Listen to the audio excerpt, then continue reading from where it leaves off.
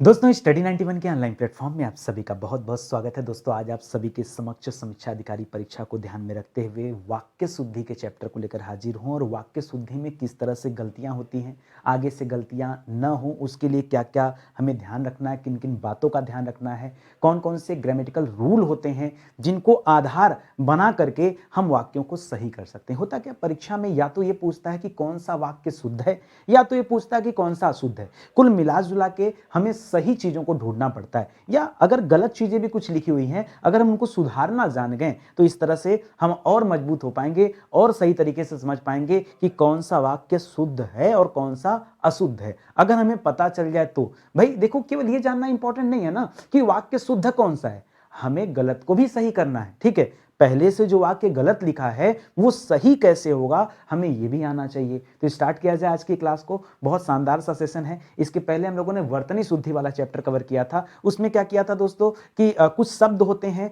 उसमें grammatical error होता है, ठीक है, दोष होता है, तो उन्हें हम लोग करेक्ट करते हैं, वो हम लोगों ने कर लिया। आज की जो क्लास है दोस्तों इसमें पूरे के पूरे वाक्य को ही हम सही करेंगे। ठीक है, देखिए स्टडी 91 के प्लेटफॉर्म से आरओ परीक्षा के लिए किताब लॉन्च की गई थी। अगर आपके पास ये किताब नहीं है ना तो शायद मजा नहीं आएगा पढ़ने में। क्यों मजा नहीं आएगा? जैसे आज मैं आपको यहां अच्छे से पढ़ा दिया, समझा दिया, प्रैक्टिस के बिना काम चलेगा क्या? बिना प्रैक्टिस के क्लास तो अच्छी चलेगी नहीं, या फिर आप अच्छे से सीख नहीं पाओगे। तो प्रैक्टिस अच्छी होनी चाहिए दोस्तों। वो प्रैक्टिस के लिए सबसे शानदार बुक है, क्योंकि एक एक चैप्टर में 500 सवाल दोस्तों प्रैक्टिस के लिए दिया गया है। आप कल्पना करो कोई एक वीडियो देख करके 500 सवाल अगर आपने हल कर दिया तो ऑटोमेटिक सारी चीजें तैयार हो जाएंगी। इसीलिए कह रहा हूं दोस्तों आप इस किताब को जरूर परचेज करें। स्टार्ट किया जाए आज की क्लास को। ध्यान दीजिएगा दोस्तों, स्टडी 91 के प्लेटफॉर्म से कई सारे विषय के लिए फाउंडेशन कोर्स लॉन्च किया गया है। ये फाउंडेशन कोर्स अच्छा बच्चों को लगता है कि बड़ा महंगा कोर्स है, महंगा नहीं है।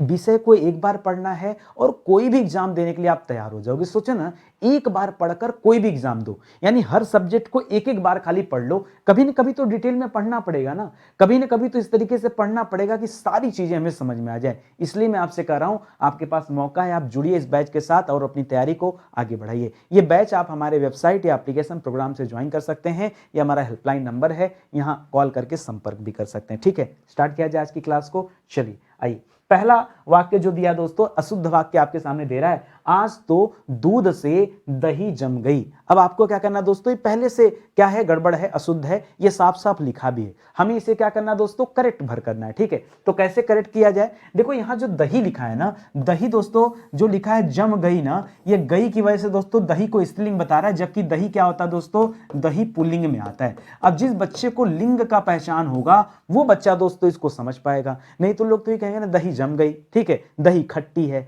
ना तो दही खट्टी होती है ना तो दही जमती है। जम गई की जगह जम गया होना चाहिए, यही सही होगा। ठीक है, तो यहां पर क्या हो जाएगा दोस्तों, आज तो दूध से दही जम गया। ये अगर आप करते हैं दोस्तों तब जाकर आपका सही उत्तर होगा। इसी तरह से परीक्षा में एक सवाल ये भी देता है कि दही खट्टी है, याद रखेंगे, तो दही खट्टी मत करेगा दोस्तों। अगर परीक्षा में लिखा है दही खट्टी है तो क्या हो जाएगा दोस्तों, ये गलत हो जाएगा। इसका सही क्या होगा दोस्तों, याद रखेंगे, इसका सही रूप होगा दही खट्टा है। क्या है दोस्तों, दही खट्टा है, खट्टी मत करेगा। क्यों? क्योंकि हमने पढ़ा है कि दही क्या होता है, पुल्लिंग होता है। अगर इतनी बात आप जानते हैं तो कहीं कोई कंफ्यूजन नहीं होगा आपको, ये मान के चलिए। आगे बढ़ा जाए, अगला सवाल देखिए। एक और अशुद्ध वाक्य दे रहा है कि दुर्घटना स्थल पर भीड़ इकट्ठा हो गया। तो भीड़ जो दोस्तों ये स्त्रीलिंग है, ठीक है, तो इकट्ठा हो गया की जगह दोस्तों क्या होना चाहिए, हो गई होना चाहिए। ठीक है, तो क्या लिखेंगे दोस्तों, यहां लिखेंगे दुर्घटना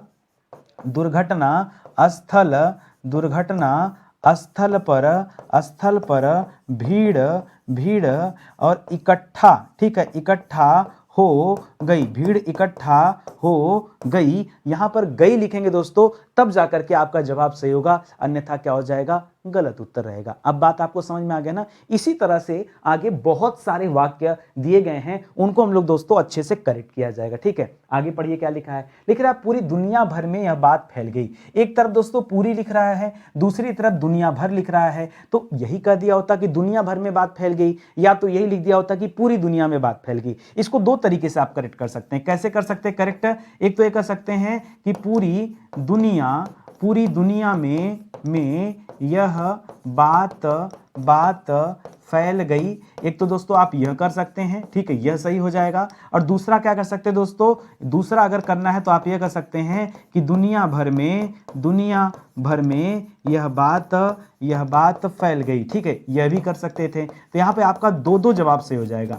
याद रखेंगे, जिन बच्चों ने ये किया वो भी सही है, जिन बच्चों ने नीचे वाला किया दोस्तों, यह भी दोस्तों शुद्ध वाक्य हो जाएगा। लेकिन ये दोनों एक साथ नहीं लिखना। यहाँ पूरी और भर, ये जो दो शब्दों का एक साथ प्रयोग किया जा रहा है, यहां पर गलती है और यही आपको पहचान करना है। जिस दिन दोस्तों हम लोगों ने एक एक सवालों को करेक्ट करना सीख लिया ना, परीक्षा में हमेशा हम सवालों को ढूंढना भी सीख जाएंगे। आगे देखिए, एक और अशुद्ध वाक्य दे रहा है, लिख रहा वह विलाप करके रोने लगी। आपको लगेगा सर सब तो सही लग रहा है, वह विलाप करके रोने लगी। एक बात बताओ, विलाप करना का मतलब क्या होता है? रोना ही होता है। तो सीधे सीधे इस पॉइंट को ऐसे लिखा जाए कि वह विलाप करने लगा। क्या लिखा जाए दोस्तों? या लगी लिखा है, ठीक है, अगर स्त्रीलिंग है तो हम यही कर सकते हैं कि वह विलाप करने लगी, वह विलाप करने लगी। या तो दोस्तों ये सही कर लेते हैं, या तो दोस्तों इस तरह से कर लेते हैं कि वह रोने लगी, ठीक है, वह रोने लगी, ठीक है, ये भी दोस्तों आपका सही हो जाता। तो मामला है कि यहां पर विलाप को दे दिया है और रोना भी दे दिया है,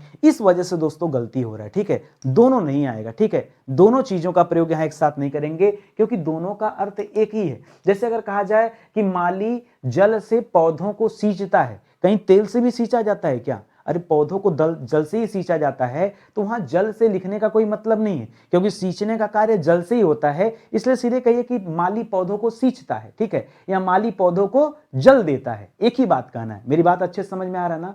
क्लास को अच्छे से पढ़िए, सब कुछ समझ में आएगा। देखिए डिफिकल्ट कुछ भी नहीं है, कठिन कुछ भी नहीं है, बस मन लगाकर आप चीजों को सीखते चलिए और देखते चलिए। आगे बढ़ा जाए, अगला सवाल देखिए, लिख रहा विंध्याचल पर्वत बहुत प्राचीन है। कौन नहीं जानता कि विंध्याचल पर्वत है? बताइए, विंध्याचल पर्वत है दोस्तों। विंध्याचल अपने आप में सबको पता है पर्वत है, तो दोस्तों यहाँ पर्वत लिखना गड़बड़ हो जा रहा है। यहाँ पर हमें क्या लिखना चाहिए? सीधे सीधे लिखना चाहिए कि विंध्याचल बहुत प्राचीन है, बहुत प्राचीन है, विंध्याचल बहुत प्राचीन है, ठीक है। कई बार दोस्तों यहाँ बहुत लोग बताते हैं कि पद क्रम संबंधी दोष है, तो इस तरह से लोग एक और कर लेते हैं कि विंध्याचल बहुत प्राचीन पर्वत है। क्या है दोस्तों? बहुत प्राचीन पर्वत है। तो दोस्तों इस तरह से भी कई लोग करते हैं, ठीक है, ये भी सही हो सकता है, ये भी सही हो सकता है। इस तरह से कब करेंगे? अगर दोस्तों इसको पद क्रम के मामले में देखते हैं तो, कि अगर इसमें पद क्रम का दोष समझते हैं तो, ठीक है। और यहां पर दोस्तों विंध्याचल क्योंकि अपने आप में पर्वत है, इसलिए आप इसको ध्यान रखेंगे, ठीक है। तो मेरे हिसाब से दोस्तों ज्यादा बेहतर आंसर क्या हो जाएगा? ये ऑप्शन नंबर 1 वाला जो है पहले नंबर पे, ये वाला दोस्तों ज्यादा बेटर है। अगला देखिए, अगला लिख रहा है कि देश की वर्तमान मौजूदा हालत ठीक नहीं। एक बात बताओ, वर्तमान और मौजूदा में क्या अंतर है? जो मौजूदा है वही तो वर्तमान है। मैं कहूं कि आपकी मौजूदा हालत खराब है या आपकी वर्तमान हालत खराब है, एक ही बात हुआ ना। यहां मौजूदा और वर्तमान एक ही साथ दे दिया है, इस वजह से दिक्कत है। तो इसको लिखना क्या चाहिए दोस्तों? इसको हम करेक्ट करेंगे तो क्या लिखेंगे? लिखेंगे देश की वर्तमान हालत ठीक नहीं है, देश की वर्तमान हालत ठीक नहीं है, ठीक है। या तो हम ये लिखेंगे, या तो इसका दूसरा पॉइंट कैसे लिखेंगे दोस्तों? इसको इस तरह से लिखेंगे कि देश की मौजूदा हालत ठीक नहीं है, ठीक नहीं है, इस तरह से इसको करेक्ट कर सकते हैं, ठीक है। दोनों तरीके दोस्तों करेक्ट करने के हैं और ये दोनों क्या है? बिल्कुल सही है, ऐसे आप करेक्ट कर सकते हैं। हमें क्या सीखना है? हमें सीखना है एक एक गलत वाक्यों को सही करना। जितना ज्यादा आप ये सब सीखे होंगे, परीक्षा में जब कभी इस तरह का सवाल आएगा ना, आपको ऑटोमेटिक दिख जाएगा, अरे यहाँ पर ये वाला पर्वत दिख, अरे यहाँ पर ये वाला गलत है, नितिन सर ने अपनी क्लास में समझाया था, सिखाया था, ठीक है, आप तुरंत समझ जाएंगे। आओ और प्रैक्टिस करते हैं, जम के प्रैक्टिस करेंगे और डिफिकल्ट सवाल भी लेके चलेंगे। लिख रहा दास्ता युक्त गुलामी एक बार दो बार का हो गया, गुलामी का जीवन ठीक नहीं है या ठीक नहीं है। देखिए दास्ता युक्त का मतलब क्या होता है? दास्ता युक्त का मतलब ही क्या होता है दोस्तों? गुलामी। तो यहां पर सीधे सीधे क्या लिखना चाहिए? दास्ता और युक्त हमेशा अलग नहीं होगा, एक साथ होगा, ठीक है। दास्ता युक्त जीवन ठीक नहीं है, ठीक नहीं है। या तो दोस्तों आप इसको ऐसे करेक्ट कर सकते हैं, या इसको करेक्ट करने का दूसरा तरीका हो सकता है कि गुलामी का जीवन ठीक नहीं है, गुलामी का जीवन ठीक नहीं है। या तो आप दोस्तों इसको कर सकते हैं, ठीक है, ऐसे कर सकते हैं, ठीक है। तो ये दोनों तरीके दोस्तों करेक्ट करने के हो सकते हैं। आज मैं पता है हर बार क्या करता था, एक स्लाइड पे 3-4 क्वेश्चन रखता था। आज मैंने 2 ही क्वेश्चन रखा, क्योंकि मेरे मन में था ना कि कई बार बच्चों के मन में ये भी आता है कि सर इसको इस तरह से नहीं इस तरह से भी लिख सकते हैं। तो हमने कहा थोड़ा स्पेस रहेगा ना तो मैं अच्छे से बच्चों को ये समझा पाऊंगा कि कभी कभी जब सवालों को 2 तरीके से लिखना पड़ता है तब वहां पे कैसे हम सवालों को करेक्ट करेंगे। अब तो आप आराम से समझ गए ना। आगे बढ़ो। लिख रहा उसने हाथी पर काठी बांध दी। अब आपको लगेगा सर एकदम परफेक्ट लिखा है, उसने हाथी पर काठी बांध दी। यहां मामला क्या है ना, ये जो काठी है दोस्तों, लकड़ी की काठी, काठी कहां बांधा जाता है, घोड़े के पीठ पर बांधा जाता है, ठीक है। इस काठी का संबंध किससे होता है दोस्तों, घोड़े से होता है। और घोड़े पे बांधी वाली चीजों को हाथी पे थोड़े बांधा जाता है। हाथी के पीठ पे जो रखा जाता है उसे हौदा कहा जाता है, ठीक है, हौदा कहा जाता है। तो यहां काठी दोस्तों गलत हो जाएगा। यहां लिखना चाहिए कि उसने हाथी पर हौदा हौदा रख दिया। हौदा बांध दिया नहीं, बांधना नहीं, इसको रखना बोलते हैं। हौदा रख दिया, बांधना भी कर सकते थे। तो यहां हम क्या लिख सकते थे, 2 तरीके से इसको करेक्ट करेंगे हम लोग। ऐसे लिखेंगे, उसने हाथी पर हौदा हौदा। अगर लिखेंगे बांध तो कोई बात नहीं, बांध दी, उसने बांध दी, ठीक है। या फिर इसको और करेक्ट करके क्या लिख सकते हैं, उसने हाथी पर हौदा, क्योंकि हाथी का जो पीठ होता है दोस्तों वो काफी लंबा चौड़ा होता है, ठीक है, तो उस पर रखना होता है। हौदा रख दिया भी कर सकते हैं या रख दी भी कर सकते हैं। ये दोनों पॉइंट दोस्तों सही हो सकते हैं, लेकिन काठी नहीं करना है। क्यों काठी नहीं करना है, क्योंकि काठी जो है दोस्तों ये घोड़े के पीठ पर लगता है। यहां दोस्तों इसका संबंध हाथी से नहीं है, ठीक है। आगे बढ़िए। लिख रहा है, इस सौभाग्यवती कन्या को आशीर्वाद दें, ठीक है। देखिए अगर कन्या है, कन्या का मतलब क्या होता है दोस्तों, एक ऐसी बालिका, एक ऐसी बच्ची जिसका विवाह न हुआ हो उसे कहते हैं कन्या। जिसका विवाह न हुआ हो उसे कहते हैं कन्या, ठीक है। और दोस्तों यहां पर कन्या के साथ ये शब्द लगाना सौभाग्यवती, सौभाग्यवती का आशीर्वाद किसे दिया जाता है, जिसका विवाह हो चुका होता है। तो ये दोस्तों यहीं पे कंट्रोवर्सी आ रहा है, इसको हम कैसे सही करेंगे। देखिए कन्या के साथ हम लिखते हैं सौभाग्य कांक्षड़ी। शब्द क्या लिखते हैं दोस्तों, इस सौभाग्य कांक्षड़ी कन्या को आशीर्वाद दें, ठीक है, दें। यहां दें पे बिंदी जरूर लगाएगा दोस्तों, याद रखेगा, यहां सौभाग्य कांक्षड़ी लिखना है, ठीक है, इसको याद रखेंगे, ठीक है। या फिर अगर हमें सौभाग्यवती को ही लिखना है तो हम इसे कैसे करेक्ट करेंगे, तो लिखना चाहिए हमें, इस सौभाग्यवती महिला को आशीर्वाद दें। जब महिला होगी दोस्तों तब वो मान सकते हैं कि उस महिला का विवाह हुआ होगा, तब दोस्तों उसके साथ हम क्या करेंगे, इस सौभाग्यवती का इस्तेमाल करेंगे। कन्या के साथ हमेशा हम सौभाग्य कांक्षड़ी शब्द का प्रयोग करेंगे, ठीक है। मेरी बात समझ में आ रही है ना, अच्छे से समझ में आ रही है, कहीं कोई डाउट, कहीं कोई कंफ्यूजन, ठीक है, कोई कंफ्यूजन नहीं होगा। देखिए मेरी क्लास की खासियत है कि आपके मन में ना कोई विचार उत्पन्न ही नहीं होगा, ठीक है। आप देखते चलो, बहुत तरह की अशुद्धि होती है। जब वाक्य अशुद्धि हम पढ़ते हैं ना, हम पढ़ते हैं वचन संबंधी अशुद्धि, हम पढ़ते हैं लिंग संबंधी अशुद्धि, हम पढ़ते हैं पद क्रम संबंधी अशुद्धि, हम पढ़ते हैं पुनरुक्ति दोष, मतलब एक ही शब्द के जैसे 2 शब्द आ जाते हैं, पुनरुक्ति दोष पढ़ते हैं। ऐसे तमाम तरह की शुद्धियां होती हैं, हम सब कुछ कवर कर रहे हैं, ठीक है। आगे बढ़िए। अगला लिख रहा है, गोलियों की बाढ़ के समक्ष कोई टिक न सका। तो गोलियों की बाढ़ नहीं आती है, ठीक है। बाढ़ का संबंध हमेशा जल से होता है, गोलियों की तो बौछार होती है। क्या होती है दोस्तों, बौछार होती है। तो यहां क्या करना चाहिए हमें कि गोलियों की बाढ़ की जगह क्या करेंगे, बौछार शब्द का प्रयोग करेंगे। तो गोलियों की बौछार के समक्ष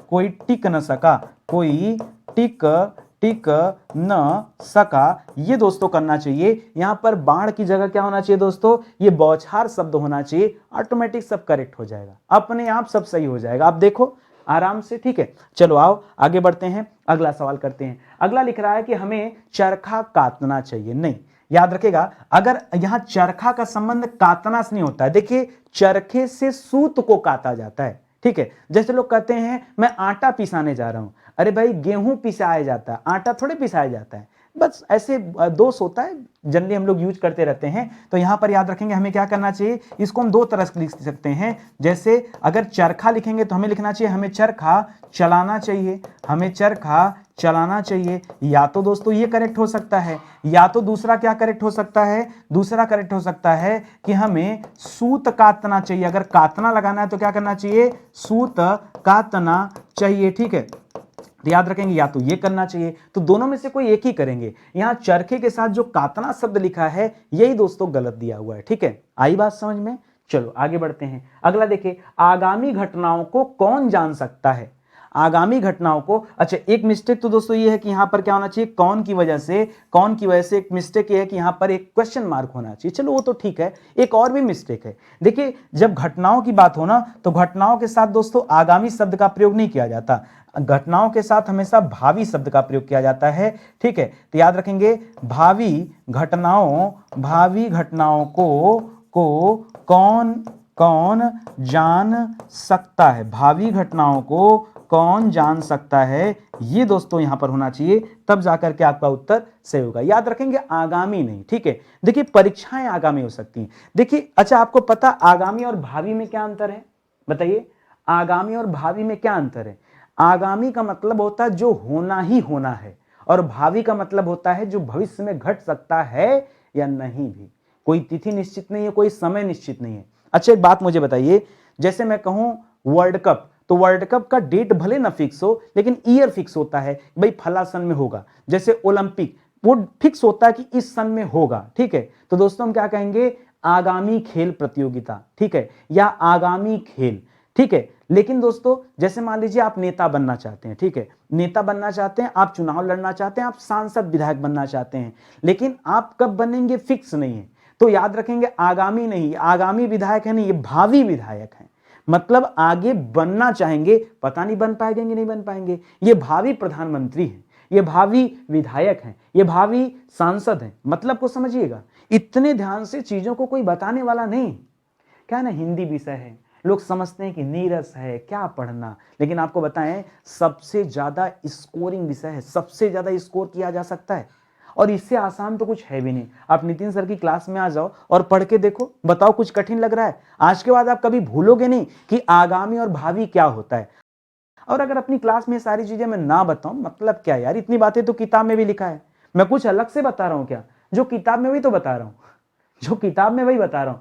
सबका समझाने का तरीका अलग होता है कि बच्चों को क्या समझाना है, कहां पर फोकस दिलाना है, क्या क्या उनको दिमाग में पुट करना है, वो ध्यान देना। अब आज के बाद आप आगामी भावी भूलना कभी नहीं भूलोगे आप, ठीक है। ट्राई करके भी देख लेना, ठीक है। बाकी जाके 10 लोगों को अलग से बताओगे। आगे आ जाओ।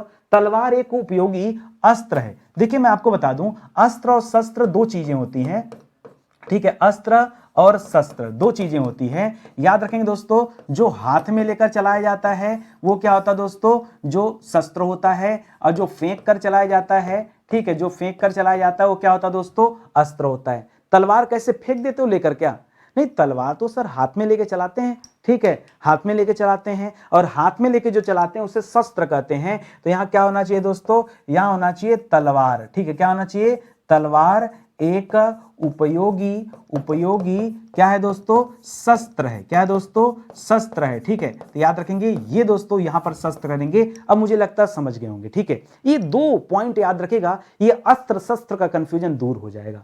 आगे लिख रहा है, बेरोजगारी की पीड़ा तलवार की नोक पर चलने के समान कष्टदायी है। गलती क्या है ढूंढिए, पढ़िए ध्यान से, गलती क्या, आपको लगेगा कुछ गलत ही नहीं, फिर से पढ़िए। लिख रहा बेरोजगारी की पीड़ा, बिल्कुल सही। तलवार की नोक पर चलने के समान है, तलवार की नोक पर नहीं, नोक चाकू का होता है, तलवार की धार होती है, ठीक है। तो याद रखेंगे दोस्तों, क्या यहां पर करेंगे, बेरोजगारी की पीड़ा तलवार की धार पर, किस पर दोस्तों, तलवार की धार पर चलने के समान। जैसे व्यक्ति तलवार पर धार पर चलेगा तो क्या हो जाएगा, कट जाएगा ना, ठीक है। उसी के समान क्या है दोस्तों, कष्टदायी है, समान कष्टदायी है, ठीक है। ये दोस्तों परफेक्ट होगा। तो आप समझ गए ना कि चेंज क्या करना है, चेंज यही करना है कि तलवार के साथ धार को रखिएगा, वहां पर नोक मत रखिएगा, ठीक है। नोक नुकीला के लिए होता है, ठीक है। जैसे भाले की नोक होती है, ठीक है, लेकिन तलवार की हमेशा धार होती है, ये आप याद रखेंगे, ठीक है। आगे बढ़िए, अगला सवाल लिख रहा, भक्तिकालीन समय स्वर्ण युग कहलाता है। या तो दोस्तों ये कालीन और समय का एक ही मानना है, ठीक है। यहां पर देखिए पुनरुक्ति दोष हो गया, एक ही शब्द के अर्थ जो होते हैं वो दो चीजों से निकाला जा रहा है, तो गलत हो जाएगा। इसको कैसे लिखना चाहिए दोस्तों, इसको लिखना चाहिए कि भक्तिकालीन स्वर्ण युग कहा जाता है, भक्तिकालीन स्वर्ण युग कहलाता है, ठीक है। चाहे कहलाता है चाहे कहा जाता है, दोनों हो जाएगा, ठीक है। या भक्तिकालीन जगह भक्तिकाल भी कर सकते थे, इसको ऐसे भी कर सकते थे, भक्तिकाल स्वर्ण युग कहलाता है, ठीक है, स्वर्ण युग कहलाता है, इसको ऐसे भी कर सकते थे। तो देखिए कई सारे तरीके हैं करने के, बस उनको आप ध्यान दीजिए, ठीक है, ठीक है। इसको याद रखेंगे, काल और समय का मतलब एक ही होता है। आप भी पढ़ते हो ना कि काल का मतलब क्या होता है, समय होता है, फिर आप क्यों ऐसा कर रहे हैं गलती, ठीक है। इसी तरह से देखिए अब वह वापस लौट चुका होगा, देखिए वापस और लौटना एक ही मामला होता है, तो यहां पर क्या करना चाहिए दोस्तों, अब वह लौट चुका होगा, वह अब लौट चुका होगा, दोस्तों ये करना चाहिए। या फिर इसी को हम कैसे कर सकते हैं दोस्तों, अगर आपको वापस का प्रयोग करना है तो वह वापस जा चुका होगा, ठीक है, जा चुका होगा। लेकिन दोनों का प्रयोग दोस्तों एक साथ नहीं करेंगे, सबसे ज्यादा मिस्टेक इसी वाले पॉइंट से निकलता परीक्षा में, ठीक है।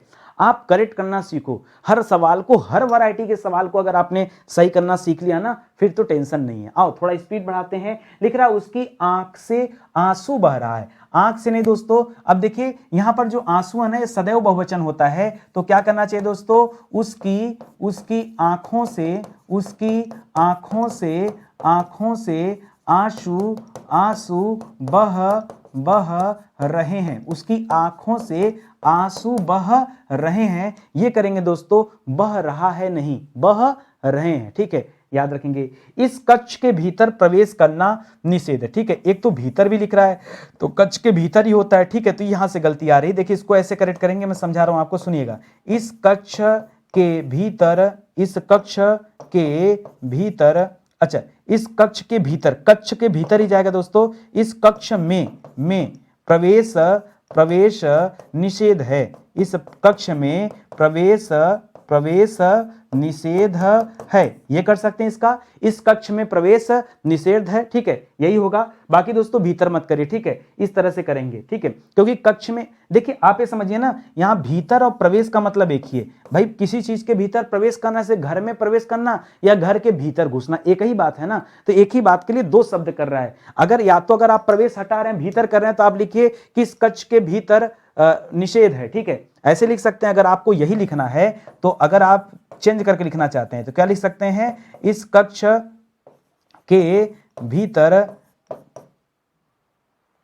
हाँ, इस कक्ष में नहीं, इस कक्ष के भीतर निषेध है, भीतर निषेध है, ये भी सही हो सकता है, ठीक है, लेकिन थोड़ा सा अटपटा फील हो रहा है, ये ज्यादा परफेक्ट है दोस्तों, इसलिए बना रहा हूं मैं, इसलिए दो दो बनाते चल रहा हूं ना, कि अगर किसी के दिमाग में बात आ भी जाता है कि नहीं सर हम इसको दूसरे वाले पॉइंट को पकड़ करके हम वाक्य को शुद्ध करना चाहते हैं, तो क्या नहीं शुद्ध कर सकते हैं, क्या बिल्कुल शुद्ध कर सकते हैं, आप करिए, आप स्वतंत्र हैं भाई शुद्ध करने के लिए। आगे देखिए, राम ने संकल्प लिया, ध्यान रखिएगा दोस्तों, संकल्प लिया नहीं जाता, संकल्प किया जाता है, ठीक है, तो याद रखेगा होना क्या चाहिए यहां पर, राम ने संकल्प लिया नहीं, संकल्प किया, क्या होना चाहिए दोस्तों, संकल्प किया। आगे देखिए, उसने मुझे 10,000 रुपया दिया। अब बताइए, अब आपको लगेगा सर यहां तो कुछ नहीं गलती है, फिर से पढ़िए, जब एग्जाम में ही सारे सवाल आते हैं ना, बच्चा परेशान हो जाता है। पढ़िए, उसने मुझे 10,000 रुपया दिया, रुपया दिया नहीं दोस्तों,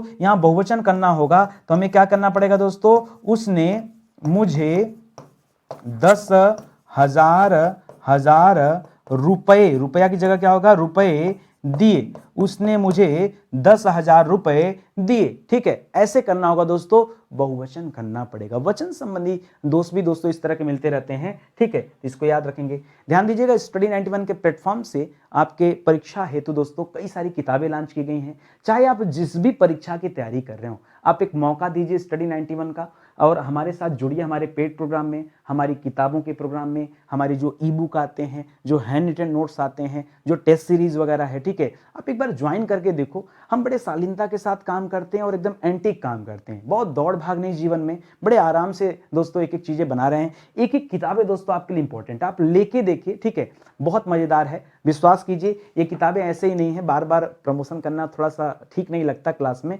लेकिन लीजिए, आपके बेहतरी के लिए मैं बता रहा हूँ, प्रैक्टिस करना चाहते तो। बाकी सबसे सुपर डुपर हिट किताब तो दोस्तों अपना ये आरो एरो का जीएस है, जबरदस्त बुक है, और अपनी हिंदी तो क्या ही पूछना, सुपर सेलिंग बुक है हमारी, ठीक है, सुपर सेलिंग बुक है। इतने बच्चों ने इसे परचेज किया कि आप जान जाइए कि अगर आपके पास नहीं तो शायद आप बहुत पीछे चल रहे हैं। 5000 सवालों की प्रैक्टिस यहाँ है, यहाँ तो हर एक चैप्टर में 5-5 सवाल है, 3000 सवाल यहाँ भी दिया है इस किताब में भी, ठीक है। इस किताब में तो अच्छा, अगर मैं प्रश्नों की बात करूं तो देखो यहाँ पर 3000 सवाल आपको मिलेंगे, ठीक है। यहाँ पर दोस्तों 12000 सवाल मिलेंगे, कितना मिलेंगे, 12000 सवाल, और यहाँ आपको 5000 सवाल मिलेंगे, ठीक है। अब बताओ, अब आप देखो और खुद बताओगे कि सर क्या गजब की बात है, 12000 पॉइंट्स कवर किए गए आपके एग्जाम के लिए, ठीक है। आप एक बार लेके देखो, फिर आपको समझ आएगा। आगे बढ़ा जाए, अगला देखिए सवाल लिख रहा, शहद बहुत मीठी है। शहद मीठी नहीं दोस्तों, शहद मीठा होता है, ठीक है। यहाँ पर लिंग संबंधी दोस्त सही करिए, शहद बहुत बहुत मीठी नहीं, क्या करेंगे दोस्तों, मीठा है, शहद बहुत मीठा है, यही दोस्त था। लिखा है उसे 2 रोटी दे दो। 2 रोटी ने दोस्तों, यहां पर वचन इसका सही करे, उसे 2 रोटियां दे दो, उसे दो रोटियां दे दो, ये करना पड़ेगा दोस्तों, आपको रोटियां लिखना पड़ेगा, ठीक है। और रोटियां लिखते समय जब किसी चीज का बहुवचन करते हैं तो मात्रा ह्रस्व हो जाती है, इस बात का ध्यान दीजिएगा, नहीं तो फिर से एक गलती हो जाएगी, ठीक है। लिख रहा, वे संतान को लेकर दुखी थे। संतान को लेकर नहीं, वे संतान के कारण दुखी थे। किसके कारण दोस्तों, वे संतान के कारण दुखी थे, ये दोस्तों आप करेक्ट करिएगा, वे संतान के कारण दुखी थे। और दुखी में दोस्तों याद रखेंगे, ये जरूर आप सही करिएगा, ये जो यहां पर मैंने विसर्ग का प्रयोग किया है, ठीक है, इसका अवश्य प्रयोग करिएगा। अगला देखिए, वहां अपार जन समूह एकत्रित था। जन समूह के साथ दोस्तों एकत्रित शब्द नहीं लगता है, ये आप ध्यान रखेंगे, यहां इसको करेक्ट करिएगा दोस्तों। वहां अपार जन समूह एकत्रित नहीं, एकत्र था, क्या होना चाहिए दोस्तों, एकत्र था, ठीक है, ये करिएगा, यही सही है, ठीक है, यही सही, विश्वास कीजिए। ये सब ऐसे सवाल है ना, अगर ये परीक्षा में आ जाए तो बच्चे को लगेगा कि सर कुछ नहीं गलत है। जिसको पता होगा कि एकत्र शब्द होना चाहिए, एकत्रित नहीं होना चाहिए, वही इसको करेक्ट कर सकता है, नहीं तो कोई माइकलाल इसको सही नहीं कर पाएगा। आप ध्यान देना, बहुत इंपॉर्टेंट सवाल है, यहां पर जाके अच्छे अच्छे लोग फंस जाते हैं, फिर से मैं आपको आगाह कर रहा हूं, ठीक है। आगे बढ़िए, लिख रहा, मेरी आयु 20 वर्ष है, ठीक है। जैसे कभी ऐसा भी होता होगा, आपसे आपका उम्र कोई पूछ दिया तो आप कहते हैं भाई मेरी आयु 20 वर्ष है, 30 वर्ष है, 35 वर्ष है, 25 वर्ष है, जो कोई भी। लेकिन आज मैं आपको बताना चाहूंगा दोस्तों, आयु और अवस्था में अंतर क्या होता है, ठीक है। आयु और अवस्था में अंतर क्या होता है, ये आप ध्यान देना, ठीक है, ध्यान रखिएगा, बहुत इंपॉर्टेंट है। आयु शब्द जो प्रयोग किया जाता है दोस्तों, वो मृत के लिए प्रयोग किया जाता है। किसके लिए होता है दोस्तों, मृत व्यक्ति के लिए, मृत व्यक्ति के लिए, ठीक है, मृत व्यक्ति के लिए, ठीक है, प्रयोग किया जाता है। जीवित व्यक्ति के लिए हमेशा क्या प्रयोग करते हैं, अवस्था प्रयोग करते हैं, ठीक है। जीवित व्यक्ति के लिए किस शब्द का प्रयोग करना चाहिए, अवस्था का प्रयोग करना चाहिए। आप कहेंगे नितिन सर ये अपने तरफ से बता रहे हैं क्या, हम क्यों अपने तरफ से बताएंगे, हम एक माध्यम मात्र हैं, आपको समझाने के लिए एक माध्यम मात्र हैं। हम कोई व्याकरण के बहुत बड़े आचार्य नहीं हैं और व्याकरण के नियमों के जन्मदाता नहीं हैं। हमारा फर्ज सिर्फ इतना है, आप गलती न करें, आप हिंदी में शब्दों का चयन सही करें। और यहाँ शब्दों के कई मायने होते हैं। जैसे आपसे कई बार होता होगा, आप आयु बोल देते हैं, गलत है। जैसे अगर महात्मा गांधी जी जीवित नहीं है तो अगर उनसे आपसे पूछा जाए भाई उनका जन्म कब, उनके लिए आप आयु शब्द का प्रयोग करेंगे। जो मृत हो चुके हैं, जिनका निधन हो चुका है, उनके लिए दोस्तों आयु शब्द का इस्तेमाल होता है। जीवित रहने वाले व्यक्ति के लिए हमेशा अवस्था शब्द का प्रयोग होता है। मानना हो तो मानिए, न मानना हो तो जब आयु के 1 नंबर काट लेगा, अगली बार से अपने आप मानेंगे, तब गुप्ता जी को समझाने की जरूरत नहीं पड़ेगी, ठीक है। तो यहाँ क्या सही करेंगे दोस्तों, लिखेंगे आप मेरी आयु नहीं, मेरी अवस्था 20 वर्ष है। फिर तब दोस्तों आप ऐसे करेंगे और ये जो है बिल्कुल सही हो जाएगा। मेरे पिताजी सज्जन पुरुष हैं। अगर आप संजन का दोस्तों संधि विच्छेद करेंगे तो आपको मिलेगा दोस्तों सत धन जन। सत का मतलब होता है दोस्तों अच्छा, सत का मतलब क्या होता है अच्छा, और जन का मतलब क्या होता है पुरुष, पुरुष होता है, जन का मतलब यार लोग होता है, ठीक है। तो एक बार लिखा है पुरुष, फिर यहाँ पुरुष लिख दिया, तो आपको क्या लिखना चाहिए दोस्तों, आपने यहाँ पर फिर गड़बड़ कर देंगे, यहाँ पर इसको सही करेंगे, मेरे पिता सज्जन हैं। क्या लिखेंगे दोस्तों, मेरे पिता सज्जन हैं। या तो फिर क्या लिखेंगे दोस्तों, अगर किसी ने कहा कि सर मुझे सज्जन नहीं लिखना, मुझे पुरुष लिखना है, तो लिखेंगे क्या, मेरे पिता पुरुष हैं। कोई शक है क्या, ठीक है, मेरे पिता पुरुष हैं, ठीक है। तो याद रखिएगा इस तरह से लिखेंगे, या फिर सज्जन की जगह दोस्तों पुरुष के साथ आप अच्छे पुरुष लिख सकते हैं, मेरे पिता अच्छे पुरुष है, क्योंकि सज्जन में से सत को निकाल करके बाहर कर सकते हैं, ठीक है। तो मेरे पिता अच्छे पुरुष हैं, आप इस तरह से प्रयोग करिए तो जो है आपका सही हो जाएगा। तो ये भी वाला सही हो जाएगा और ये भी सही हो जाएगा, ठीक है। इस तरह से करिएगा। देखिए आपके दिमाग में जो दो बातें चल रही थी ना, इसलिए मैं यहाँ हर प्रश्न में कोशिश कर रहा हूँ आपको दो चीजें बताने की, कि नहीं आपको मैं समझाते चलूं कि क्या हो सकता है, ठीक है। आगे बढ़िए। सांसारिक समस्याओं में सभी फंसे हैं, सांसारिक समस्याओं में सभी फंसे हैं, यहाँ फंसे हैं तो चलिए ये भी गलत है। तो दोस्तों यहाँ सांसारिक मत लिखिएगा। देखिए मूल शब्द होता है संसार, ठीक है, संसार। जब कभी संसार में दोस्तों ये इक प्रत्यय जुड़ेगा ना, तो याद रखेंगे हमने आपको समझाया था स की जगह क्या हो जाएगा, सा हो जाएगा। तो क्या हो जाएगा, सांसारिक हो जाएगा, ठीक है। यहाँ क्या लिखा है, यहाँ लिखा है सांसारिक, गलती समझ में आ गई ना, तो क्या लिखेंगे आप, यहाँ लिखेंगे आप सांसारिक। क्या लिखेंगे, सांसारिक लिखेंगे, स मत लिखेगा, सांसारिक लिखेगा। सांसारिक समस्याओं, सांसारिक समस्याओं में सभी फंसे हैं, सभी फंसे हैं, तब जाकर दोस्तों ये सही होगा। मिस्टेक यहाँ पे था। अगला सवाल देखिए, लिख रहा अत्याधिक। अत्याधिक का अगर आप संधि विच्छेद करेंगे तो मिलेगा आपको अति धन अधिक।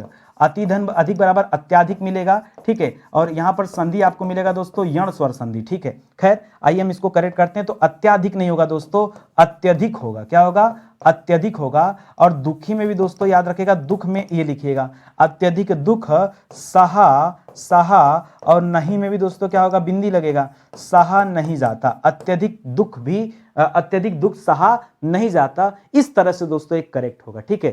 थोड़ा सा इसमें ज्यादा, यहां पर भी दोस्तों गलती है, यहां पर भी गलती है, यहां पर भी गलती है, ठीक है। तीन जगह गलतियां हैं, इन सबको करेक्ट करते हुए चलिए। भाई हमें तो गलती ढूंढना है, ठीक है। चाहे वो बाय मिस्टेक हुआ हो, चाहे वो टाइपिंग में एरर हुआ हो, चाहे जो हुआ हो, हमें तो ढूंढना है ना कि गलती है कहां पर। हिंदी देवनागरी लिपि में लिखी जाती है, ठीक है। बताइए यहां क्या कर सकते हैं। अब इसको आयोग ने दोस्तों दो तरीके से माना है, ठीक है। हिंदी देवनागरी, देवनागरी कई बार दोस्तों लिपि में मात्रा देखिए गलत लिखा है, तो लिपि ऐसे लिखा जाएगा, देवनागरी में लिखी जाती है, लिखी जाती है। और कई लोगों ने यह भी कहा कि यहाँ पर लिपि शब्द लिखने का जरूरत ही नहीं है, तो इसको हम ऐसे भी लिख सकते हैं कि हिंदी देवनागरी, क्योंकि लोग जानते हैं कि देवनागरी क्या है, यह एक लिपि ही है, ठीक है। तो यहाँ अलग से लिपि लिखने की जरूरत नहीं है। तो क्या कर सकते हैं, देवनागरी लिपि में लिखी जाती है, आप इसे भी कर सकते थे और ये भी करेक्ट हो जाएगा और ये भी करेक्ट हो जाएगा। इसको दो तरीके से करिए।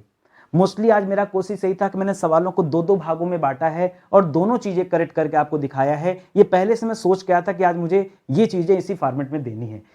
उसे पैतृक संपत्ति में हिस्सा नहीं मिला। यहाँ पैतृक में दोस्तों मिस्टेक है, अगर आप ध्यान दीजिए तो क्या होना चाहिए, पैतृक कैसे लिखा जाएगा, पैतृक ऐसे लिखा जाता है, देखिए ऐसे लिखा जाता है, ठीक है, पैतृक, ठीक है। उसे पैतृक संपत्ति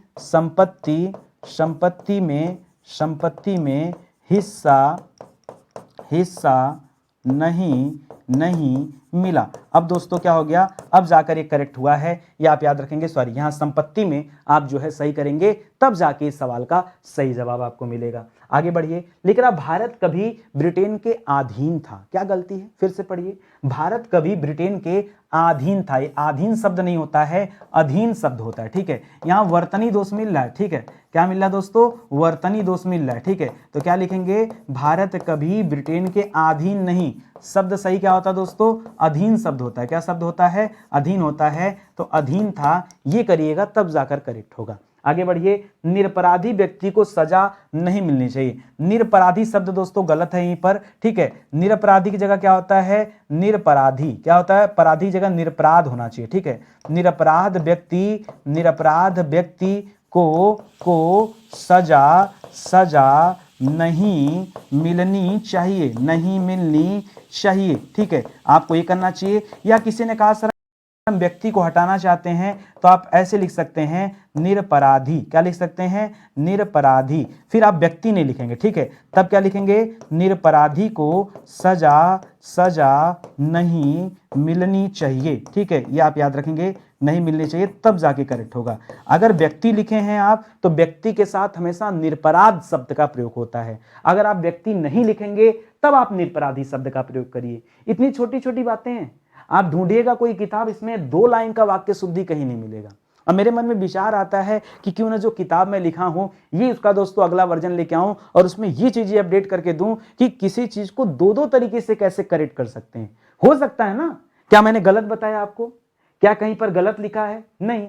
फिर हो सकता है तो फिर हमें दोनों लिखना चाहिए, है कि नहीं, लिखेंगे। अगली किताब में दोस्तों जब अगला संस्करण आएगा तो उसमें यही सारी चीजें मैं अपडेट करूंगा। लेकिन इस बात का स्पष्टीकरण करना आवश्यक है। स्पष्टीकरण अपने आप में दोस्तों चीजों को स्पष्ट कर देता है। तो यहां पर दोस्तों कुछ अनायास के अनुपयुक्त शब्दों का प्रयोग किया गया, जैसे, ठीक है, क्या कर सकते थे, इस बात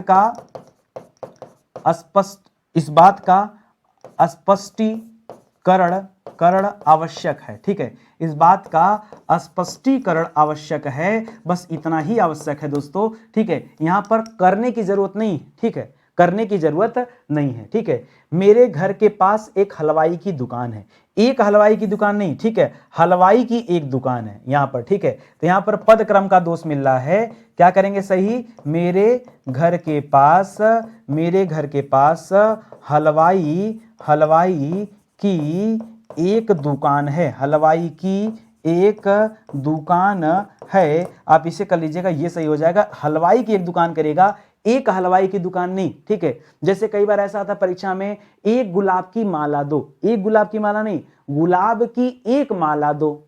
माला एक चाहिए कि गुलाब एक चाहिए, ये डिसाइड करिए, ठीक है। तो इस तरह के भी दोस्तों सवाल आते रहते हैं। लेकिन साहित्य और संस्कृति का संबंध गहरा है। अब बताइए सर साहित्य में गड़बड़ है क्या, नहीं जी, हमेशा आ की मात्रा हटाई दोगे क्या, साहित्य की जगह साहित्यिक लिखता तब देखते हैं, ठीक है। साहित्य और संस्कृति का संबंध क्या है, गहरा है। बताओ गलती कहां पर है, 10 बार पढ़ोगे तब भी गलती नहीं निकलेगा। अब आइए मेरी क्लास में मैं आपको समझाता हूं। मैंने कहा पद क्रम का दोष है, चीजें आगे पीछे लिखी हुई हैं। कैसे करेक्ट करेंगे, सुनिएगा, ऐसे करेक्ट करेंगे, लिखेगा साहित्य और संस्कृति। अभी मैं आपको समझाऊंगा, तुरंत आपका दिमाग खुल जाएगा, ठीक है। साहित्य और संस्कृति का बताइए संबंध गहरा होता है कि गहरा संबंध होता है, ठीक है। गहरा संबंध, चाहे ऐसे लिखे संबंध, चाहे आप ऐसे कर लीजिए, ठीक है। गहरा संबंध है, ठीक है। तो याद रखेगा गहरा संबंध होता है, संबंध गहरा नहीं होता है, ठीक है। संबंध थोड़े गहरा होता है, गहरा संबंध होता है। अब बहुत 3-4 बार बोलोगे अपने मुख से, थोड़ा सा सोचोगे, अपने आप समझ में आ जाएगा, ठीक है, कि क्या होना चाहिए, ये आपको समझ में आ जाएगा। उसने अपने कमाई का अधिकांश भाग गवा दिया। अच्छा एक काम करो, इस अधिकांश को तोड़ो जरा, तो अधिकांश को तोड़ोगे तो क्या मिलेगा आपको पता है, मिलेगा अधिक धन अंश, यही मिलेगा ना, यही अंश जाके इस पे लग गया तो कांश बन गया, अधिकांश। तो अंश का मतलब क्या होता है दोस्तों, अंश का मतलब क्या होता है, आप कहेंगे सर अंश का मतलब हिस्सा होता है, अंश का मतलब भाग होता है। जब यहाँ अंश लिखा है तो यहाँ भाग क्या कर रहा है, तो हमें इसको कैसे करेक्ट करना चाहिए, हमें ऐसे करेक्ट करना चाहिए कि उसने अपने कमाई का अधिकांश गंवा दिया, अधिकांश गंवा दिया। अब अगर किसी बच्चे के मन में आ गया सर हम अधिकांश का प्रयोग नहीं करना चाहते, तो कैसे कर सकते हैं, तो इसे करेक्ट करने के लिए ऐसे कर सकते हैं कि उसने अपने कमाई का ठीक है अधिक भाग गंवा दिया। तब दोस्तों आप ऐसे कर सकते थे, ठीक है, लेकिन अधिकांश नहीं करेंगे, ठीक है। अधिकांश और भाग का प्रयोग एक साथ नहीं करेंगे, ठीक है। समझ गए ना क्यों, ये सारा देखिए मैंने तोड़ के भी अलग कर दिया। इस तरह से दोस्तों आप आराम से जो है जान पाओगे, समझ पाओगे कि हाँ सही कर रहा हूं कि गलत कर रहा हूं। 14 वर्ष बाद श्री राम वन से लौटे। ठीक है, अब यहाँ क्या गड़बड़ है, गड़बड़ है दोस्तों, पद क्रम का गड़बड़ी यहाँ भी है। लिखना चाहिए यहाँ पर क्या, यहाँ लिखना चाहिए श्री राम वन से 14 वर्ष बाद 14 वर्ष बाद लौटे। बताइए सही है कि नहीं। ठीक है, श्री राम वन से 14 वर्ष बाद लौटे, ऐसे भी कर सकते थे। एक तरीका दोस्तों और है इसको करने का। ठीक है, ऐसे कर सकते थे, श्री राम 14 वर्ष बाद वन से लौटे। ठीक है, वैसे मुझे लगता है कि इन दोनों में पता क्या करेक्ट होना चाहिए, ये वाला गलत हो जाएगा, ये सही हो जाएगा। देखिए 14 वर्ष बाद लौटना थोड़ा कम करेक्ट, ये भी सही हो सकता है एकदम, मतलब ऐसा नहीं कि गलती है। ठीक है, एक है कि कम सही है, कहीं ज्यादा सही, ये कर सकते। ठीक है, देखिए वन से लौटने को यहाँ पर दर्शाया जा रहा है। ठीक है, और ऊपर वाले में 14 वर्ष बाद को जो है मेन बताया जा रहा है, तो इसको लौटने के, वैसे ये वाला ज्यादा सही है। कुछ चीजें होती है, देखिए कौन सा ज्यादा करेक्ट है, कौन सा अति उत्तम वाली श्रेणी में है, उत्तम और अति उत्तम। ठीक है, तो ऐसे आप इसको देख सकते हैं। लिख रहा बाघ बकरी एक घाट पर पानी पीते हैं, तो बाघ बकरी नहीं, इसको कैसे लिखेंगे दोस्तों, बाघ और बकरी। ठीक है, यहां पर इस शब्द का कमी रह गया। ठीक है, क्या लिखेंगे, बाघ और बकरी एक घाट पर पानी पीते हैं। ठीक है, पानी पीते हैं। ठीक है, पानी पीते हैं। ठीक है, तो याद रखेगा ये हो जाएगा दोस्तों बाघ और बकरी के संदर्भ में। ठीक है, इसको याद रखेगा। ठीक है, तो चलिए आगे बढ़ते हैं। अगला सवाल देखिए, लिख रहा है सकुशल वह घर पहुंच गया। ठीक है, सकुशल वह घर पहुंच गया। देखिए सकुशल मतलब कुशलता पूर्वक, यही मतलब हुआ ना। स अगर किसी चीज के आगे स हो गया, स मतलब सहित हो जाता है, तो क्या कर सकते हैं दोस्तों, यहां भी थोड़ा सा दोष है, इस सकुशल को यहां होना चाहिए कि वह सकुशल घर पहुंच गया। ठीक है, पहुंच गया, जो मिस्टेक था दोस्तों वो पद क्रम का दोष है, ये आप याद रखेंगे। सीप में मोती पलती है, याद रखेंगे दोस्तों, मोती जो होता है ये पुल्लिंग होता है, बहुत सारे बच्चे नहीं जानते हैं, पुल्लिंग होता है। अगर ये पुल्लिंग होगा तो क्या होना चाहिए दोस्तों, तो होना चाहिए सीप में मोती पलता है, पलती नहीं है, क्या होना चाहिए दोस्तों, पलता है। ठीक है, सीप में मोती पलता है, ये सही होना चाहिए। जो पलती लिखा हुआ दोस्तों वो गलत है। आ गई बात समझ में। इस तरह से दोस्तों आप पढ़ते चलिए और देखिए शानदार तरीके से आज की क्लास समाप्त हो गई। ठीक है, बहुत आराम से आज मैंने पढ़ाया और बहुत कुछ समझाने का प्रयास किया। ठीक है, आपको शायद लग नहीं रहा होगा, लेकिन आपको बता दूं, आप डे बाय डे क्लासेस पढ़ रहे हैं। आज एक चैप्टर पढ़ रहे हैं, अगले दिन एक नया चैप्टर पढ़ रहे हैं, फिर अगले दिन एक नया चैप्टर पढ़ रहे हैं, फिर अगले दिन एक नया चैप्टर पढ़ रहे हैं। आपने केयर किया। मैं पढ़ाने के चक्कर में भूल जाता हूं बताना, बट आप भी तो ध्यान दो। ठीक है, स्टडी 91 के प्लेटफॉर्म से दोस्तों ये बहुत सारे विषय के लिए ई बुक लॉन्च किया गया। ई बुक के साथ साथ देखिए, ई बुक परचेज करेंगे तो ये आप डाउनलोड करके प्रिंट करा सकते हैं। किताब परचेज करेंगे तो ये बाई पोस्ट आपके घर तक जाती है। ठीक है, तो एक बार लेके देखिए, शानदार किताबें हैं, घबराइए मत। ठीक है, स्टडी 91 कोई फेक चैनल नहीं है। ठीक है, हमेशा आपके सपोर्ट में रहता है, तो आप किताबों को ऑर्डर करिए, मिल जाएगा। ठीक है, बहुत जल्दी आपके हाथों में किताबें। ठीक है, तो चलिए सेशन ही समाप्त होता हूँ, उम्मीद करता हूँ अच्छा लगेगा। ठीक है, और अच्छे से यहीं से पढ़ते चलिए, पूरी तैयारी हो जाएगी, कहीं घबराने वगैरह की जरूरत नहीं है। स्टडी 91 के प्लेटफॉर्म पर दोस्तों इसका पेड कोर्स भी लॉन्च किया गया। अब पेड क्यों, आप कहेंगे सर इतना बढ़िया क्लास तो यहाँ चल रहा है, फिर पेड क्यों।